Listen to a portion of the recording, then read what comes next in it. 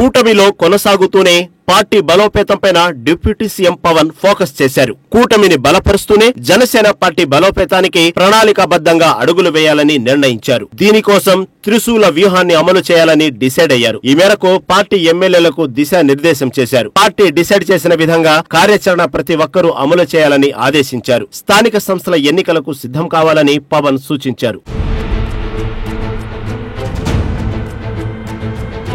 ఇక మరోవైపు జిల్లా పర్యటనలకు పవన్ రెడీ అవుతున్నారు. మారుతున్న సమీకరణాల వేళ పవన్ నిర్ణయం కీలక మలుపుగా మారుతోంది. ఇక మరోవైపు పార్టీ శాసనసభ పక్ష సమావేశంలో పవన్ కీలక అంశాలను ప్రస్తావించారు. పాలన రాజకీయమైన అంశాలపై పవన్ వారికి దిశానిర్దేశం చేశారు. ప్రతి ఎమ్మెల్యే, ఎంపీ, ఎమ్మెల్సీ 5 నియోజకవర్గాల చొప్పున బాధ్యత తీసుకుని పార్టీ శ్రేణులతో మమేకం కావాలని సూచించారు. జన సైనికులు, వీర మహిళలకు భరోసా కల్పించాలని, వారితో పాటు నియోజకవర్గంలో విస్తృతంగా పర్యటించాలని నిర్దేశించారు. అదేవిధంగా ప్రభుత్వ పథకాల అమలు, లబ్ధిదారులకు సంక్షేమం ఏ విధంగా చేరుతోంది, యువతకు నైపుణ్య శిక్షణ, మహిళలను ఆర్థికంగా బలోపేతం చేయడం తదితర విషయాలపై దృష్టి సారించాలని సూచించారు. రహదారుల కల్పన, ఇతర మౌలిక సదుపాయాలను పరిశీలించాలని పవన్ తెలిపారు. ఒక్కో అంశంపై ఒక్కో కమిటీ వేసుకోవాలన్నారు.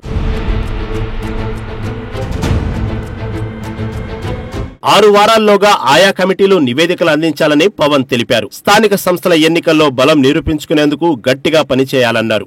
సార్వత్రిక ఎన్నికల్లో బలం ఉన్న నియోజకవర్గాల్లోనూ పొత్తు ధర్మం ప్రకారం పోటీకి దూరంగా ఉన్నామని, అక్కడి జనసేన కార్యకర్తల మనోభావాలను పరిగణలోకి తీసుకోవాలని సూచించారు. స్థానిక సంస్థల ఎన్నికలకు సిద్ధం కావాలని నిర్దేశించారు. యువతకు కొత్త నాయకత్వానికి ప్రోత్సాహం ఇవ్వాలని పవన్ కళ్యాణ్ స్పష్టం చేశారు.